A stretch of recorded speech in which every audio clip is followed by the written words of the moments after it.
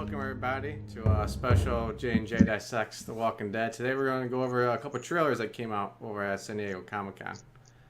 Before we jump into them though, a couple announcements per usual. Our charity is still American Foundation for Suicide Prevention. And of course, it's very relevant nowadays with another frontman rock star, Chester from Linkin Park, unfortunately taking his own life. It's a tragedy when it happens to anyone, and someone who's so closely followed and spotlighted by thousands, millions of fans. It's a sad thing. This goes to show you though that you never know who can be affected. No amount of money or fame can necessarily protect you from your own personal demons. So if you guys can donate, please do. If you can't, we understand. What we can do to help us out is just like, share, subscribe, follow us on YouTube, Facebook, Twitch, Twitter. Share our videos around with friends. All the proceeds that we get from any of those ads goes towards charities. We can't tell you to click on those ads directly, but knowing that we don't donate all that money, do with that information as you will. And on that note, James, how's everything going, man? Everything is all right, Jay.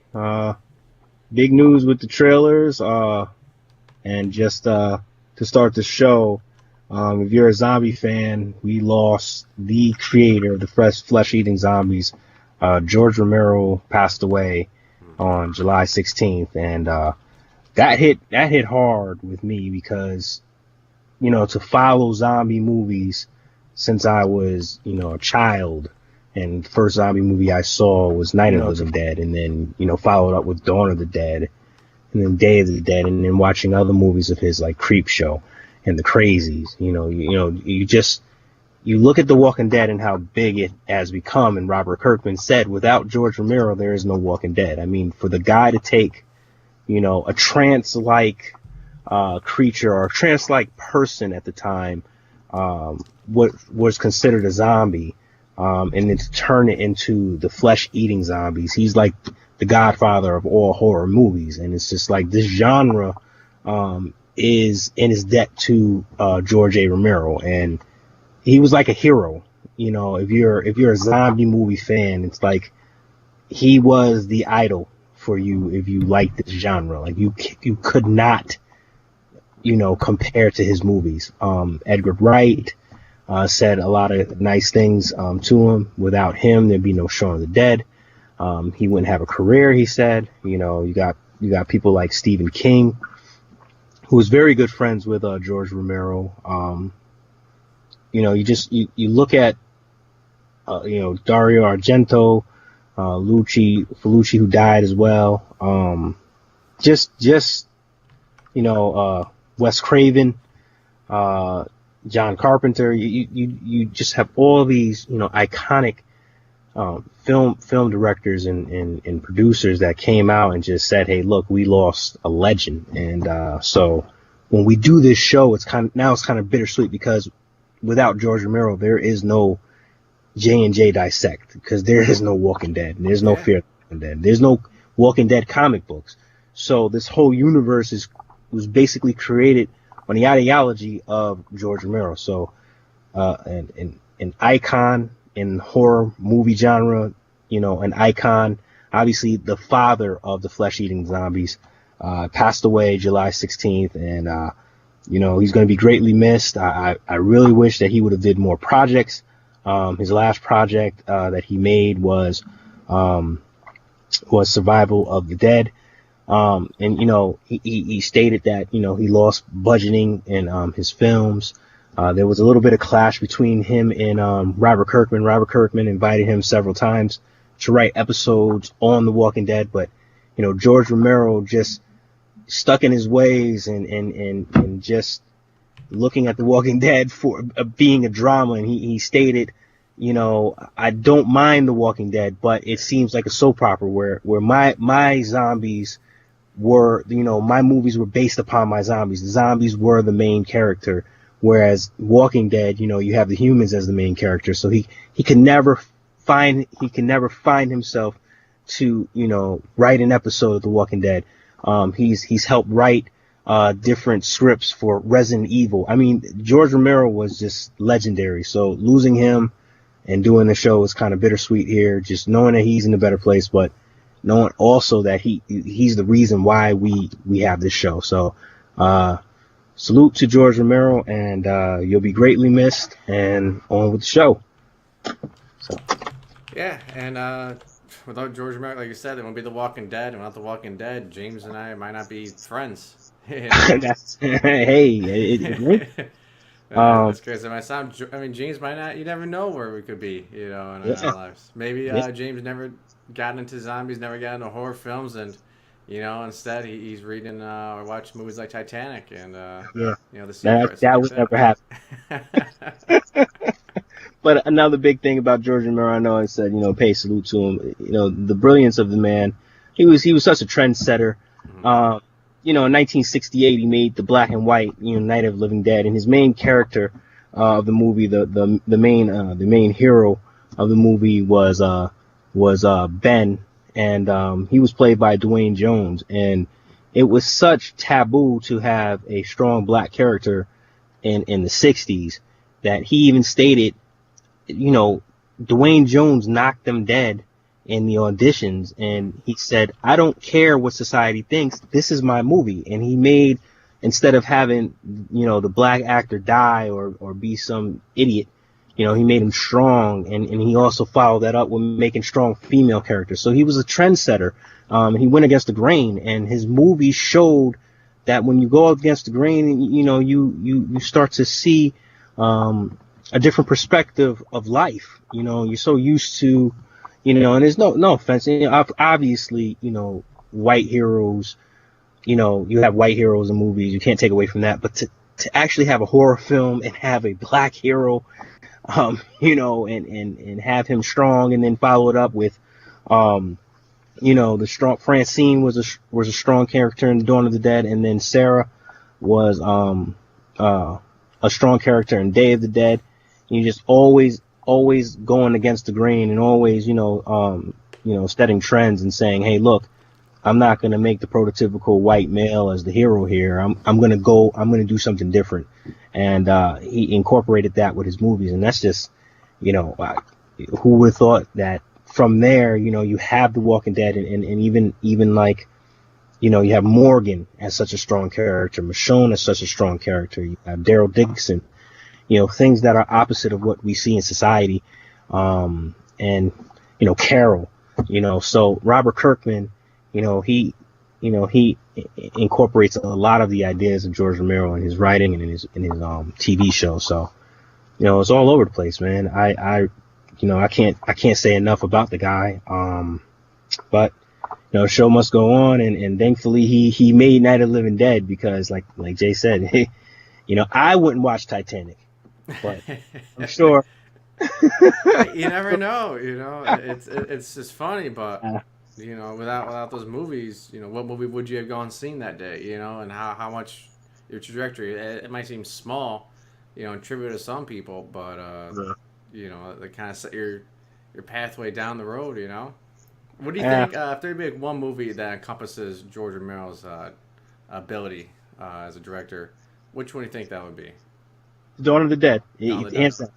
It's to me, it's one of the top 10 greatest horror films ever made, maybe top 5. I'm not talking just zombie, I'm talking horror in general. You have, society collapsing. He showed you the inner city, how is the most dangerous place. He showed you the military collapsing. He showed you the police force collapsing. He showed you how the world became vulnerable to rebels and marauders, and how people had to learn how to survive together, of all different, backgrounds, all different strengths. He showed you that, the military isn't always the strongest, character in his movies. It could be a pregnant woman that's the voice of reason in the movie. It could be a weatherman all of a sudden step up and do things that are important. It was just so complete, and just the idea of 4 survivors going across Pennsylvania, where the flesh-eating zombies originated, to travel across Pennsylvania and to come to the western part of Pennsylvania in the Monroeville Mall for them to actually take over a mall and clear it out and use it as their home, but only to realize it was a prison. You know, I mean, it was just, it was so deep, and just the constant threat of the living dead that never went away and just kept increasing, and you showed the massive numbers increasing throughout the movie, and they were still there, even though these survivors had made domicile out of their, you know, a home out of the mall. You know, the zombies still wanted the mall, and they still were increased. The numbers were increasing, and they weren't going away. And then one of the most epic lines in all of horror movies, when there's no room left in hell, the dead will walk the earth. That is played in different, you know, even they're coming to get you, Barbara, and the Night of the Living Dead, you know. Yeah. So you have epic, you know, lines that George Romero wrote. It will, you know, that are forever repeated in zombie movies and TV shows. Greg Nicotero was a really close friend of George Romero. He did a lot of the makeup with Tom Savini. And look at Greg Nicotero in The Walking Dead. He's a genius. Look at how far he's come. And he was the protege to George Romero. So, you know, we have all these great walkers in The Walking Dead and all these special effects. That's from George Romero, Tom Savini, and Greg Nicotero back in the day. Started with Night of the Living Dead. You know, they made a black and white movie, gory. You know, so it's like you have to appreciate, you know, their art. And, you know, watching The Walking Dead and seeing the growth of Greg Nicotero and how brilliant he is and the things that he can do artistically, that stems from George Romero giving him a chance. It's like being an understudy for Leonardo da Vinci. Yes. And it's just, you know, like I said, it's tough. It was tough on the 16th when he passed away. But, you know, hey, man, I have plenty of movies you know, to watch, you know, just to remind me, you know, you watch the trilogy, and then of course they added a couple more movies after that, you know, Land of the Dead, Diary of the Dead, and Survival of the Dead. So if you want to watch 6 straight movies and just, you know, see his whole flesh-eating body of work there, you know, even if you venture out into movies like The Crazies or Creepshow 2, Tales from the Dark Side, you know, he wrote a part in that movie. I mean, he was horror. So, you know, again, hats off to George Romero, and let's go on with our show. Yes. The Walking Dead season 8 trailer. So and we'll talk about Fear the Walking Dead trailer too, but I actually read rumors on a couple of sites, and, you know, Scott Gimple said the first episode will melt your television set. And he said there will be vindication for last season. For those fans who thought last season was down, this season would pick it back up and show you that the story from last season, the reason why they dragged it out, was to have this breakneck pace season. And then I read some in other places that they would do something in the trailer that the fans of the comics and some of the fans of the show may appreciate. And they did. I liked the trailer. This is, you know, watching season 6 trailer, you know, you got excited for season 6. And then watching season 7 trailer, you know, they only showed the monologues of all the characters that were supposedly in Lucille's line of fire. And then they showed you, you know, guest stars and, you know, the kingdom. And it was just, you had a feeling that the season was going to be slow and poor just by the trailer. If you look back at it, you're like, I don't care about these people. I want to see who got Lucille. I want to see the cliff. I want to see something else. And, you know, this trailer, I had a different feeling from it, man. I liked it, and I'm anticipating season 8. I think it's going to be exciting. Yeah, I think with so many different breakdown of action-packed scenes, it's not the same, you know, scene. So it's not like they're taking the one choreographed fight, taking snippets and putting it throughout this trailer. It's you can see there's multiple conflicts going to happen, so it's not going to be one and done. Not much room for talking. It doesn't seem like, which should be good. Yes, and they had a lot of, you know, if you look at the trailer from the start to finish, One thing I noticed was early on, obviously he told Father Gabriel, you better have his shitting pants on. You got a little Pants, Negan, yeah. and you got a little Neganisms there, and they're obviously somewhere, and walkers are surrounding them. That could be important. One Easter egg they did there was Carol sitting on the bridge with Tara, who's eating Twizzler, and Carol's looking at the flowers. That's a shout out to Lizzie and Mika. Look at the flowers, Lizzie.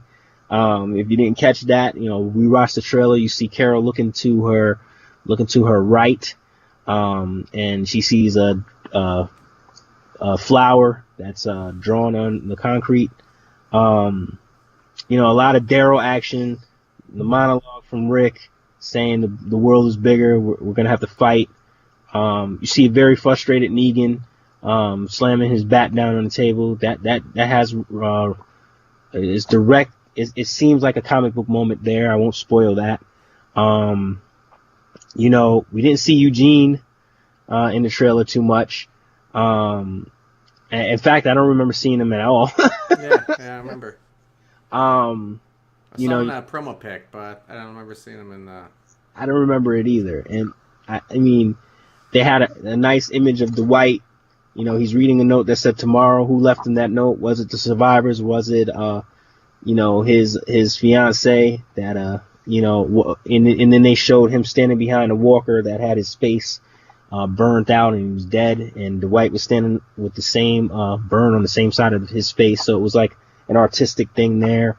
That's one thing he likes to do is contrast between the survivors and the dead. Yes. Like even in the comic books, like if you ever get the compendiums, they always have the group on the top, and then it's almost like a mirror image below it of them in walker form. Very good. Very good point there. The compendiums will, like Jay said, you'll see, the alternate, the dead image of those characters in the same, stances. That's a very good point there. Very good artistic work that they do for the comic books. I think Jay is right. They do that for the show, and they did that with Dwight. Basically, they did that with Michonne in season 4, where she had the Bizarro Michonne. She was walking next to her. It was almost like she saw herself as a walker. And even Rick, when he was, when Carl thought Rick was dead in the same episode, they kind of did the lighting so Rick looked like a walker as well. Mm-hmm. So you kind of get in that sense that they're mocking the artwork on a compendium. So that was a great catch. Another thing that people should have caught was Morgan saying he does not die. He said, "I don't die." That could be... You gotta curse yourself, man. Yeah, that guy would after that or something. That could kind of like be a foretelling of what's going to happen with him. And Lenny James is my favorite character, and when he said that, I kind of got chills. Like, are they going to kill him off? He was going a little bit crazy. He's taking on his comic book counterpart there. You see him in the woods having a little martial arts fight with Jesus. Is Jesus trying to talk him down from something? Are they sparring? We don't know. So, you look forward to seeing that. Obviously a lot of gunfights. You saw a couple of the Hilltop soldiers die. They got shot. That's a comic book moment there. You saw Shiva. She was surrounded. That's a comic book moment there. Without spoiling anything. Yeah, without spoiling things. I mean, if you're a comic book fan, you know what these scenes are. Maggie's taking a leadership role even more. It was just a complete trailer, and it was a continuation of these characters stepping up to fight and gave the viewer hope. And Kirkman said, when you fight, we told you all through season 7, that this fight, even if they die, and Rick said it in the trailer, even if we lose, we still won. The fact of the matter is, you should expect massive loss during this war, but you should expect some sort of hope. because they finally got together to fight. So, it's something to look forward to. Yep, I and thought just some of the chat asked about for saying that the comic books and the show are gonna be the same.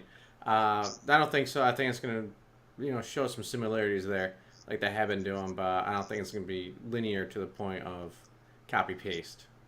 no, they're gonna have big moments from the comic book and they're gonna remix it. They've been doing that a lot. Michonne has basically taken Andrea's storyline. Daryl is not in the comic books at all. You got to look at his storyline. Carol died a long time ago. She's an intricate part of the show still. You're looking at Jesus. Is his character going to be different? Obviously, Lenny James's character and Morgan, he died. So you got a lot of differences here, and they're going to have to. The one thing that Scott Gimple wanted to do was he wanted to incorporate the moments from the comic into the show, because that was the main complaint of a lot of the fans, where the show is too different and it's making these characters too different from what they're used to, like the governor and Andrea. They were just too different, and they weren't true to their comic book counterparts at all. So yes, might as well throw different names on them. Yes, and even Tyrese was totally different from what it was in a comic book. They killed off Sophia, who is still alive in the comic books. And a lot of people were very upset at that. It actually led to the showrunner being, let go.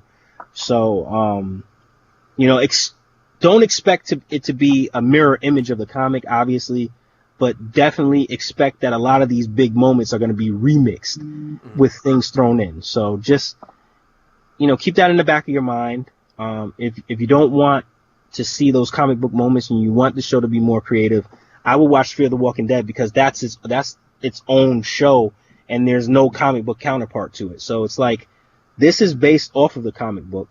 Fear the Walking Dead is its own creation. So if you kind of don't want to see the same thing that you would read in the comics, my suggestion would be just to watch Fear the Walking Dead to get that fix. You know what I'm saying? Going to start right with the season in maybe 2.5, or even season 3 if you want to. That's when it really starts. Yeah, Fear the Walking Dead.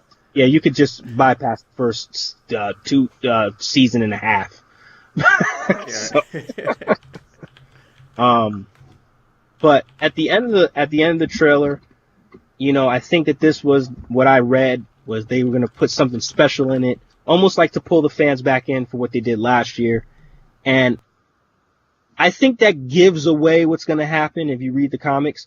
But if you didn't read the comics, that could throw you off. So it's like, as a comic book reader and reading, I'm up to issue 169. Yeah. So it's like, you kind of know what's going on. I know what's going to happen, but that makes me more excited for the season following. You know what I'm saying? So it's getting me ready. Like I like to see after I watched the trailer, I read some of the comments. And you can see like who's read the comics and who hasn't, because they'll start guessing like, what's that old man Rick doing? Like, what's that about? Is he just in a coma in the hospital? You know, stuff like that. Yeah, and I think that I want to see the story leading up to this. I want to see what they do, how they're gonna remix the comic book moments to get to that point. Or if they're going to put that point first. We don't know what they're going to do. You don't know. But obviously, if you read the comics, I think you know the answer to this. Just a great overall trailer. It has me very excited for the season. I think that with the strong season, I say it all the time, you have that drooping smiley face. You have the great season 6. Poor season 7, and then it ends off good in season 7 into a strong season 8. So hopefully, it stays true, man. But we'll have to see. Yeah, I think we both have high expectations and hopes for the season coming up. We both think that they'll be met. Otherwise, man, I don't know. I don't know how they're gonna change that. But let's not even think about that. Let's not get pessimistic. Let's keep optimism up. I'm very optimistic about this season coming up, man. I was even optimistic about season 7 until about the 5th or 6th episode when they kept doing the same shit, and it was just like, I still had optimism that they're gonna end strong, and they did, but I don't want to watch dragging episodes. With 2 very good episodes and then 14 in between are just like, wow, this is painful. I don't want to see that, So I hope season 8, like Gimple said, is going to be, breakneck pace throughout the season. And that would make a lot of sense because it will kind of catch us up a little bit closer to the events in the comic book. And then you'll start, I think what Kirkman wants to do is he wants to get them as close as possible so he can start to do this. He can start to make the two separate a little bit and have the comic book fans guessing, what's coming next. Because right now, the comic book fans kind of know what's coming. But the show is catching up quickly. So when they get to the same point, which I think they will, because the comic books come out once every month.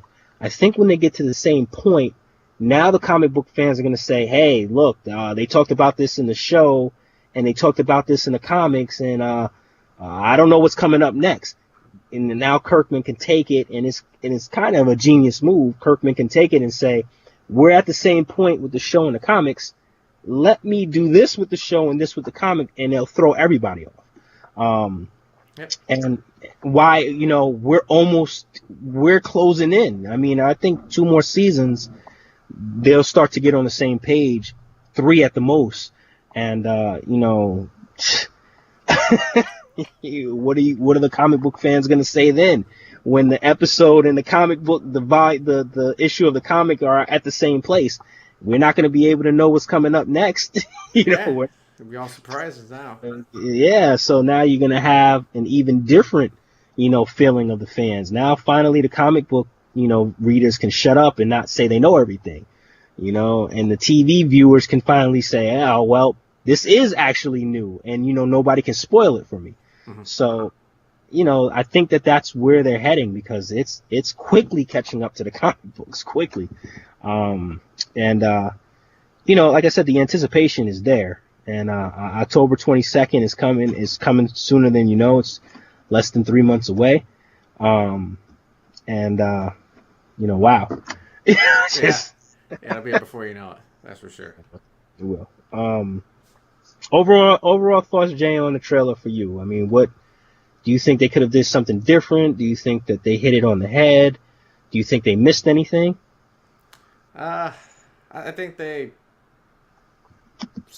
definitely shown that they want more action in this, and they're going to bring more action. I think that's what people are complaining about.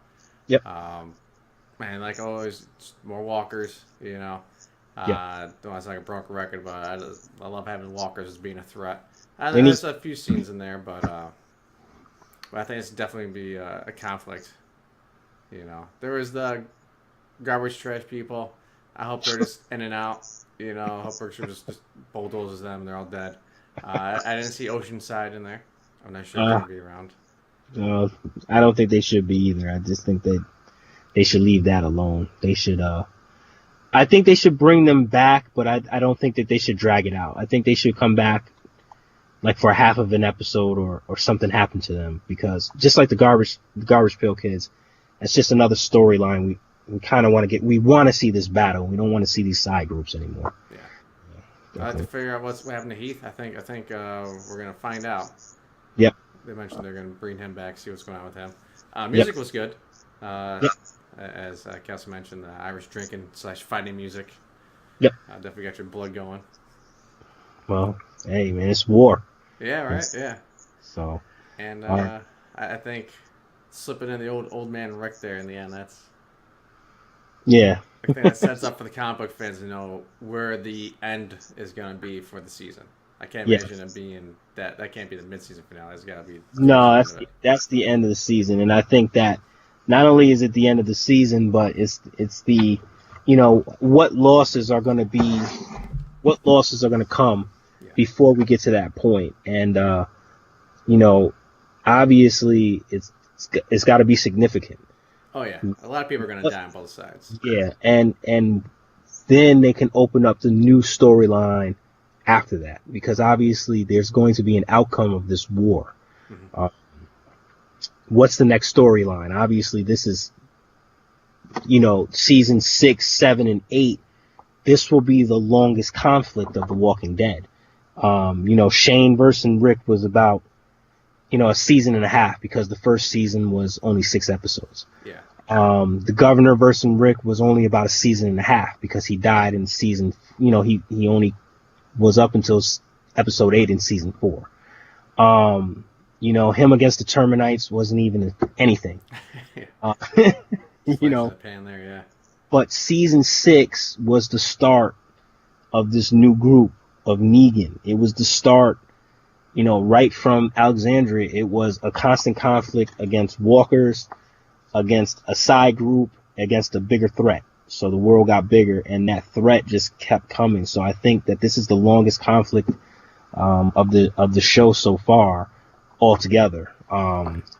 So you're looking at it and you're saying, how long is this conflict going to last? Well, it can't last forever, because there's another conflict coming, and that's a long conflict. So it's like, there has to be an end, or can it be open-ended where it's not the end? We don't know, but we're coming to the answers. Yeah. And if you're ready to jump to the next for The Walking Dead, speaking of the next conflict, Kirkman did mention that he would love to see somehow the shows merge together somehow. Yeah, and I still think, in my prediction, I could be wrong. I thought that Salazar, was dead, and he was going to be like some sort of, ghost, or, some sort of hallucination. And he's clearly alive, so I was wrong there. But I would love to see the group migrate east. And I would love to see, them be the catalyst to the next big enemy. Spoiler here, you don't want to hear this, tune out, but I would love to see them become the Whisperers, because that makes a lot of sense. And I would love to see it where it ended Fear the Walking Dead open-ended, like what happened, and then one of the characters from Fear the Walking Dead somehow, is in The Walking Dead.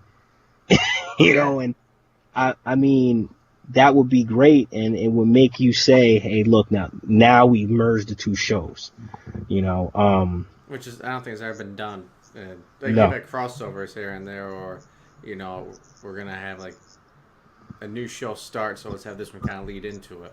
Yep. Like an established show, but I don't think you ever have, like, 2 shows, like, this long to merge together. That'd be great. I'd love to see that. Yeah, and the other show that's going on in that direction is Breaking Bad and Better Call Saul. They're showing, the pre-events of Breaking Bad, and Saul Goodman, he's in Cinnabon in Omaha, Nebraska.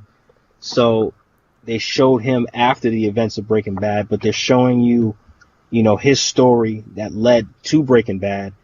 But they're also showing you him afterwards, and him starting to get his old self back. So those 2 shows are kind of merging together and showing you the results of mixing the shows together. So I think that AMC likes doing stuff like that, and they have ownership of these great shows. Why not, put them together and see what you get? And if they can do that with Fear the Walking Dead and Walking Dead, wow. God. But anyways, into Fear the Walking Dead trailer, I challenged a couple of people that I know to point out what was better about the season 7 of The Walking Dead, other than the premiere and the finale. I challenged them to come up with 5 good episodes, and compare it to season 3 of Fear the Walking Dead. Then I said, why don't you take the trailer for the second half of Walking Dead season 7 and compare it to the trailer of the second half of Fear the Walking Dead season 3, and there's no comparison. Fear the Walking Dead has surpassed, this season is better than season 7 of The Walking Dead, and it's gonna get better. Now Salazar, before I get to Salazar, you have a conflict where they're merging the 2 communities together, but the the agreement is they're going to share resources. Yep. They've also brought to light that water is the most important resource. They've already talked about water with Salazar and the group, Omar's group. So water is going to be important. Well, guess what? The trailer is saying water is important. We're gonna run out. It's a new gold. Yep. And who do we know that has water? Yeah, exactly. So now you got the conflict between these two. They have a peace treaty of some sort, but that's gonna crumble down. And you also have crazy ass Troy. Yeah. He's crazy. And he even said to his brother, "Hey man, you sleeping with the enemy. You letting these Native Americans live here now? What did our father teach us?" So now he's crazy. So you have water, the diminishing water, and you have crazy ass Troy, and then you have the fact that Salazar has not found his daughter yet, and he knows people with water. So it's all coming full circle. And now you also have a more ruthless Strand. Like, what the hell? They've taken this show and they lit it on fire. And it's going to be an unbelievable finish to me.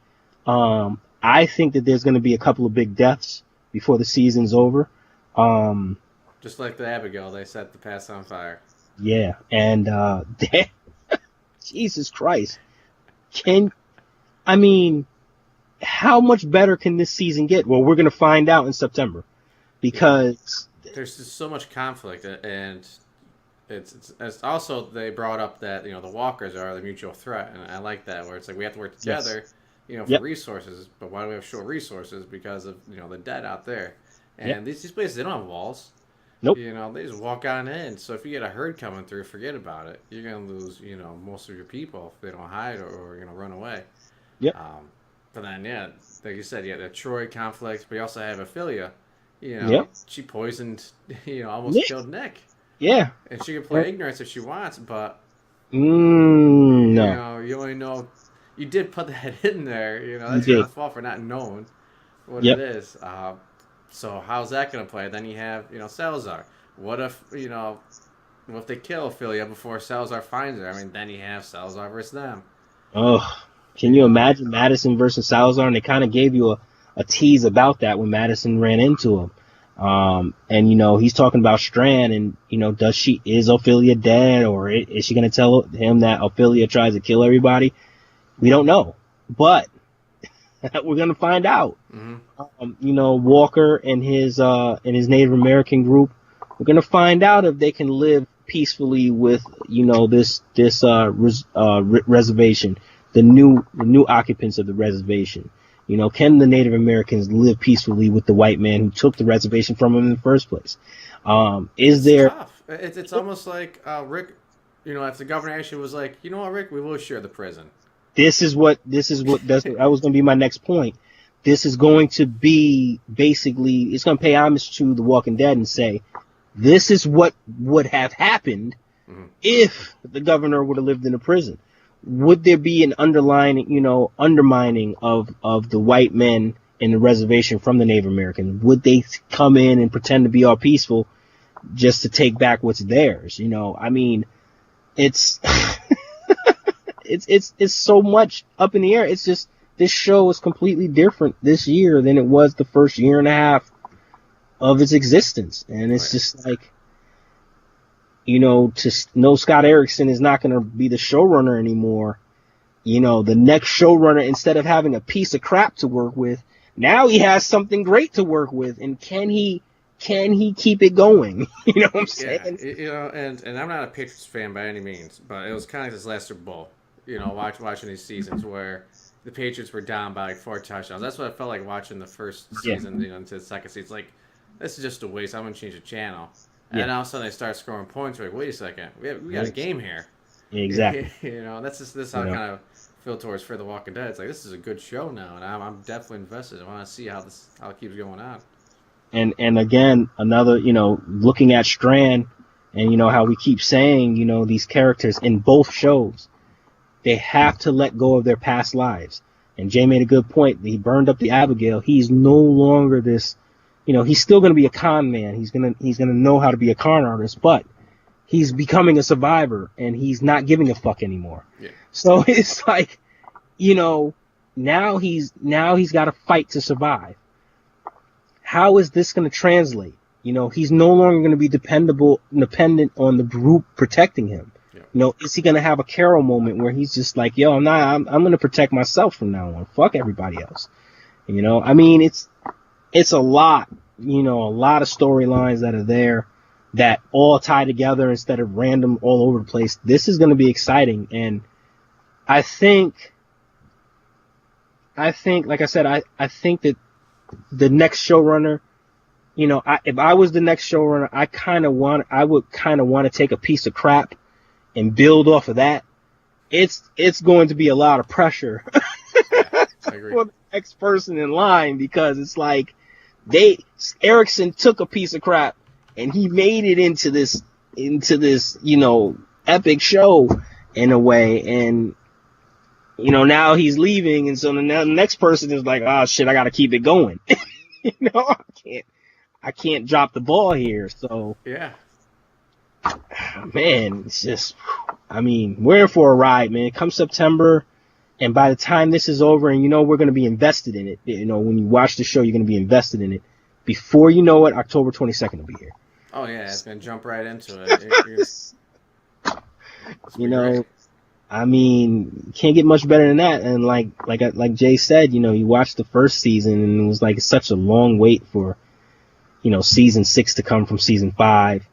And then you watched season 6 and they had the cliffhanger, and the first half of season 2 was so bad. And then the second half was a little bit better. It was better, but it was because we were anticipating that cliffhanger. It just made that summer so long. This summer is going to go by fast because these episodes are so much better. It's just, both shows, I think they're going to start to reign again. You're not going to question, Game of Thrones is better or this and that. I think these shows are going to start to, reclaim their throne as the best TV show, on cable. So I think For the Walking Dead is going to, crawl back up, with the it is. It's not gonna be as big. It's not gonna be as good as his big brother, Walking Dead. But it's gonna be better than most shows out there, and it's gonna make you say, "Oh, what?" What can compare to these two shows, man? These two shows about zombies, and if they can knock it dead with season 8, and they could finish strong in season 3. It's going to put a lot of pressure on other shows, man. I mean, it really will. But we'll see. Got two big, premieres coming up, a mid-season premiere and then the season premiere. So, and that's all because of these trailers. So, they did their job. They got the anticipation rolling here. And, we can't wait to see what's going on. All right. Anything else you want to talk about before we end this? Is actually kind of a quick one for us. I know I'll go figure talking about 5-minute trailers. We could talk about them forever, probably. But they definitely hit the mark. I think, like I was saying, season 3 continues to send the high standard. Looking forward to that.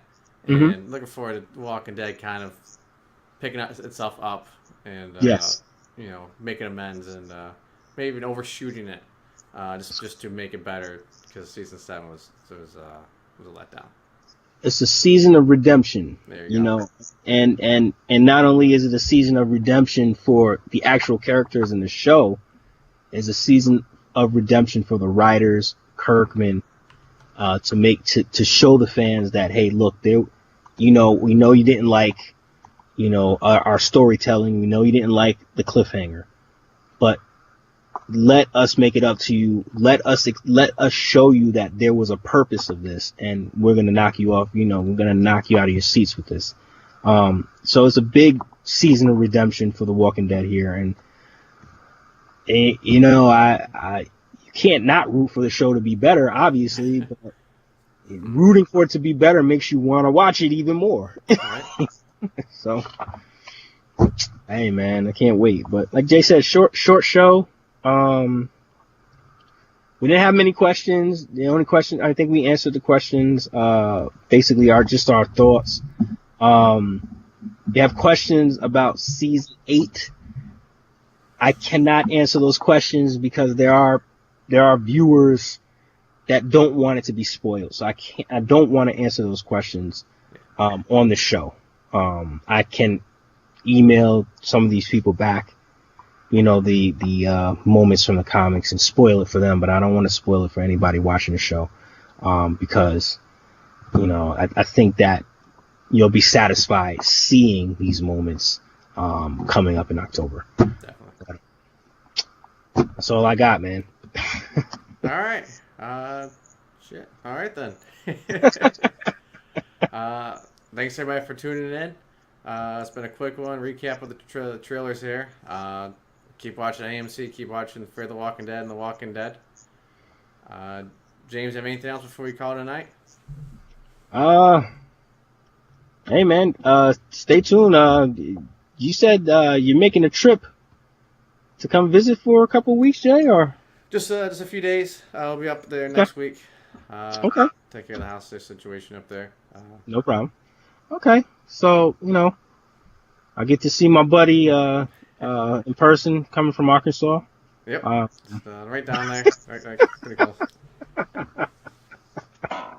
All right, everybody. Well, yeah, everybody have a good night. Thanks for tuning in, and we hope you enjoyed this special.